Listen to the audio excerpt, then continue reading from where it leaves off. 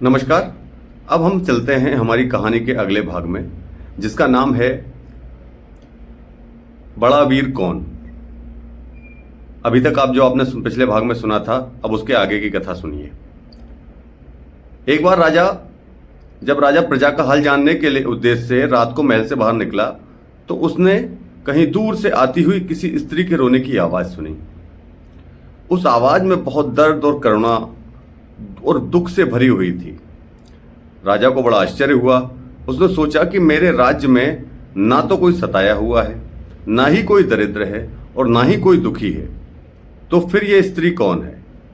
इस भयंकर रात्रि में जब सर्वत्र घनघोर वर्षा हो रही है, क्यों इस प्रकार से करुण रुदन कर रही है? राजा को उस पर दया आई। उसने बीरबल से कहा, बीरबल सुनो, कोई दूर स्त्री करुण स्वर में रुदन कर रही है। तुम जाकर पता लगाओ कि वह कौन है और क्यों रो रही है। राजा की बात सुनकर बीरबल ने कहा, जो आज्ञा। अपनी कमर से कसोटा खोलकर हाथों में तलवार लिए तुरंत उस तरफ निकल चला। बाहर घनघोर वर्षा हो रही थी, रह रहकर बिजली कौंध रही थी और बादल ऐसे गरज रहे थे जैसे फट पड़ने के लिए वो बेचैन हो रहे हों। बीरबल को इतनी कर्तव्य निष्ठा के साथ ऐसे बुरे मौसम में राजा आज्ञा का पालन करते जाते देख राजा को उस पर बहुत दया आई। उसे कौतूहल भी हुआ, इसलिए वह भी चुपचाप उसके पीछे पीछे तलवार लेकर लुकता छिपता चला गया। जब उसका पीछा करते हुए वो नगर के बाहर पहुंचा, तो वहां उसने सरोवर के किनारे एक स्त्री को विलाप करते देखा, जो बार बार हा वीर, हा कृपाल, हा स्वामी, हा त्यागी, तुम्हारे बिना कैसे रहूंगी कहती हुई वह रो रही थी। बीरबल ने आश्चर्य से पूछा, हे सुबगे, तुम कौन हो और रात के इस प्रहर में इस प्रकार क्यों रो रही हो? वह स्त्री बोली, हे बीरबल, मैं पृथ्वी हूं। इस समय मेरे स्वामी राजा शूद्रक हैं, जो धर्मात्मा हैं। आज से तीसरे दिन उनकी मृत्यु हो जाएगी। फिर मैं उसके समान किसी दूसरे राजा को अपने स्वामी के रूप में पाऊंगी। बस यही गम मुझे खाया जा रहा है। इसी शोक में दुखी होकर मैं उनके तथा उनके लिए और उनके पूरे राज्य के लिए विलाप कर रही हूं। यह सुनकर बीरबल ने उससे कहा, हे देवी, क्या ऐसा कोई उपाय है जिससे जगत के रक्षक उस राजा की मृत्यु को रोका जा सके? हां, स्त्री के रूप में धरती बोली, और वह उपाय केवल तुम ही कर सकते हो बीरबल। तो देवी, मुझे वह उपाय शीघ्रता से बतलाइए, जिससे मैं उसे कर सकूं, नहीं तो मेरे जीवन का कुछ भी अर्थ नहीं रह जाएगा।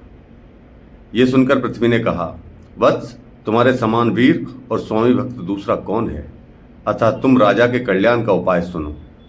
यहां से कुछ दूर देवी चंडिका का एक मंदिर है। यदि तुम अपने पुत्र की बलि देवी चंडिका को दे दो, तो राजा की मृत्यु नहीं होगी और वो 100 वर्षों तक जी सकेंगे। यदि तुम आज ही ये काम कर सको तो ठीक है, अन्यथा आज से तीसरे दिन राजा की मृत्यु पक्की है। बीरबल कर्तव्यनिष्ठ और बड़ा वीर था। उसने कहा, देवी, आपने स्वामी का जीवन बचाने के लिए मैं जो भी कुछ है वो सब करने के लिए तैयार हूं। आज ही मैं जाकर ये अपना कार्य कर देता हूं। तुम्हारा कल्याण हो। ऐसा कहकर पृथ्वी अंतर्ध्यान हो गई। छिपकर पास ही खड़े राजा ने उन दोनों की बातचीत को सुना और यह देखने के लिए बीरबल के पीछे चल दिया कि बीरबल क्या करेगा। घर पहुंचकर बीरबल ने अपनी पत्नी धर्मवती को जगाया और राजा के लिए पुत्र की बलि देने के लिए धरती ने जो कुछ उपाय बताए थे वो सब कह दिए। सुनकर उसकी पत्नी ने कहा, नाथ, स्वामी का जीवन अवश्य बचाना चाहिए। आप इसी समय अपने पुत्र को बुलाकर उससे भी सारा वृत्तांत कह सुनाइए। तब बीरबल ने अपने बालक सत्यवर को जगाया और सारा वृत्तांत उसे बताया और कहा, बेटा, चंडिका देवी को तुम्हारी बलि दिए जाने पर ही हमारे राजा, हमारे स्वामी के प्राण बच पाएंगे, नहीं तो आज से तीसरे दिन उनकी मृत्यु हो जाएगी। यह सुनते ही उस बालक ने अपने नाम को सार्थक करते हुए निर्भीक होकर कहा, पिताजी, यदि मेरे प्राणों के बदले हमारे स्वामी का जीवन बचता है तो मैं इस कार्य को सहर्ष करने के लिए तैयार हूं। मैंने भी उनका अन्न खाया है और मैं उससे उरण हो जाऊंगा।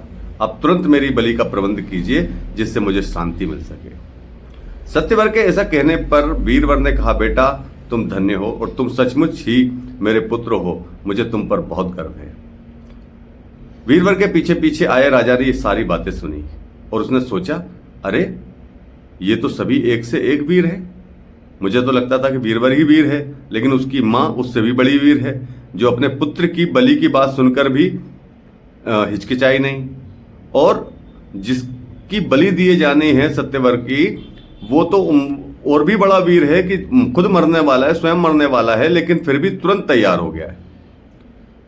अंतर बीरबल ने अपने बेटे सत्यव्रत को कंधे पर उठा लिया और उसकी धर्मपत्नी ने अपनी बेटी वीरवती को भी ले लिया और रात के समय चंडिका के मंदिर में गए। राजा शूद्रक भी छिपकर उनके पीछे गया। मंदिर में पहुंचकर वीरवर ने देवी के सन्मुख अपने बेटे को कंधे से उतारा। सत्यवर ने बड़े धैर्य से देवी को प्रणाम किया और कहा, हे देवी, मेरे मस्तक का उपहार स्वीकार करो, जिससे हमारे स्वामी, हमारे राजा, हमारे अन्नदाता अगले 100 वर्ष तक जीवित रहकर निष्कंटक राज कर सकें। वीरवर ने पुत्र के ऐसा कहते ही धन्य है कहते हुए अपनी छाती से लगा लिया और अपनी तलवार निकाली और अपने पुत्र का मस्तक काटकर देवी चंडी को अर्पण करते हुए कहा, हे देवी, मेरे पुत्र के इस बलिदान से हमारे स्वामी 100 वर्षों तक जीवित रहे। उसी समय अंतरिक्ष से आकाशवाणी हुई, हे वीरवर, तुम धन्य हो, तुम्हारे समान स्वामी भक्त और कोई नहीं, जिसने अपने एकमात्र गुणी पुत्र का बलिदान देकर अपने राजा शूद्रक को जीवन दान दिया है। राजा शूद्रक छिपकर ये सारी बातें देख और सुन रहे थे। तभी वीरवर की कन्या वीरवती आगे बढ़ी और मरे भाई के मस्तक को आलिंगन करती हुई शोक से विहल होकर बुरी तरह रोने लगी। उसने भी अपने भाई के शोक में अपने प्राण त्याग दिए। यह देखकर वीरवर की पत्नी ने कहा, हे स्वामी, राजा का कल्याण तो हो गया, अब मैं आपसे कुछ पूछती हूं। हमारा पुत्र चला गया, हमारी बेटी ने भी उसके शोक में अपने प्राण त्याग दिए, तो मैं भी जीवित रहकर क्या करूंगी? मुझ मूर्ख ने राजा के कल्याण के लिए पहले ही देवी को अपना मस्तक क्यों अर्पित नहीं किया? इसलिए अब मेरी आपसे यही प्रार्थना है कि मुझे भी आज्ञा दे, मैं अपने बच्चों के साथ शरीरों में अग्नि प्रवेश करूं। जब धर्मवती के आग्रह पर ऐसा कहा तो वीरवर बोला, हे मनस्विनी, ठीक है, तुम ऐसा ही करो, तुम्हारा कल्याण हो। एकमात्र बच्चों का शोक ही जिसके पास बचा हो, ऐसे जीवन का करना भी क्या है? उसमें कुछ अनुराग भी नहीं है, कुछ भी नहीं है। इससे अच्छा तो तुम भी प्राण त्यागी दो। यह कहकर वीरवर ने लकड़ियों की एक चिता तैयार की, उसमें अग्नि प्रज्वलित किया और उस चिता पर अपने दोनों बच्चों के शव रख दिए। और तब उसकी धर्मपरायण पत्नी उसके पैरों में जा गिरी। उस पतिव्रता देवी ने अपने पति को प्रणाम करके कहा कि मैं तो जा रही हूं, जाते जाते एक बार माता देवी से और एक बार और प्रार्थना कर लेती हूं। माता देवी से कहा, हे देवी, मुझे आशीर्वाद दीजिए कि अगले जन्म में भी यही मेरे पति हों और यही मेरे स्वामी हैं और यही हमारे राजा हों। मेरे इस शरीर त्याग से इनका कल्याण हो। यह कहकर वे साध्वी स्त्री भयानक लपटों वाली उस चिता की अग्नि में इस प्रकार कूद पड़ी मानो जल में कूदी। इसके बाद पराक्रमी वीर ने सोचा, आकाशवाणी के अनुसार राजा का काम तो पूरा हो चुका है। मैंने राजा का जो नमक खाया था उससे उरण हो गया। अब मुझे अकेले को ही अपने जीवन से मुंह क्यों रखना चाहिए? जिसकी पत्नी मर गई हो, जिसके बच्चे मर गए हों, राजा के जिस कार्य के लिए हमने कोशिश की थी राजा भी बच गया, तो अब मेरा जीने का भी कोई उद्देश्य नहीं है। तो बोला, हे देवी मां, अब आप मुझे भी स्वीकार कीजिए। और उसने देवी के हाथ में जो त्रिशूल था उस त्रिशूल को निकाला और महिषासुर मर्दी जगत जननी तेरी जय हो, हे माता सर्वव्यापिनी, आप देवताओं को प्रसन्नता देने वाली हैं, तीनों लोगों का धारण करने वाली हैं। हे माता, सारा संसार तुम्हारे चरणों की वंदना करता है। अपने भक्तों की मुक्ति के लिए तुम ही शरण रूप हो, तुम्हारी जय हो। और इतना कहकर उसने उस त्रिशूल से अपनी जीवन लीला भी समाप्त कर ली। तत्पश्चात देवी की स्तुति करके वीरवर तो चला गया, मस्तक काट डाला। वहां छिपकर शूद्रक राजा ये सारी बातें देख रहा था। दुख से विहल होकर वह आश्चर्यपूर्वक सोचा, हे भगवान, मेरे लिए इस सज्जन पुरुष और इसके परिवार ने ऐसा कैसा दुष्कर कार्य कर डाला। ऐसा तो ना कहीं देखा ना सुना। वीरवर और उसका परिवार बड़ा वीर है। इस विचित्र संसार में इसके जैसा धीर वीर पुरुष कहाँ मिलेगा, जो बिना कहे सुने परोक्ष रूप से अपने स्वामी के लिए अपने प्राणों को अर्पण कर दे। यदि इसके उपकार का प्रत्युत्तर मैं ना कर सकूं तो मेरे राजा होने का अर्थ ही क्या रह गया। फिर तो मेरे और एक पशु के जीवन में कोई अंतर नहीं है। ऐसा सोचकर राजा शूद्रक ने अपनी तलवार म्यान से निकाली और देवी की प्रतिमा के सामने प्रार्थना की, हे भगवती, मैं आपकी शरण में आ रहा हूं, अतः आप मेरे मस्तक का उपहार लेकर प्रसन्न हो, मुझ पर कृपा करें। वीरवर और उनका परिवार बड़ा वीर है। अपने नाम के अनुरूप आचरण करने वाले वीरवर ने मेरे लिए अपने प्राणों का त्याग किया है, अतः मेरे प्राण लेकर आप प्रसन्न हो, वीरवर तथा उसके पुत्र पुत्री को पुनर्जीवित कर दें। यह कहकर राजा ने जो ही तलवार से अपना मस्तक काटना चाहा तभी आकाशवाणी हुई, हे राजन, तुम्हारा ऐसा दुस्साहस मत करो, मैं तुम्हारी वीरता से प्रसन्न हूं, ऐसा मेरा आशीर्वाद है। ये ब्राह्मण तत्काल अपने परिवार सहित जीवित हो जाएगा। इतना कहकर आकाशवाणी मौन हो गई। वीरवर भी अपने पुत्र, कन्या तथा पत्नी सहित अक्षत शरीर से होकर उठ बैठा। यह दृश्य देखकर राजा छिप गया और प्रसन्नता से आंसुओं से भरी आंखों से देखता रहा। वीरवर ने अपने बच्चों स्त्रियों को अपने साथ सोता हुआ पाया। मन भ्रांत हो गया।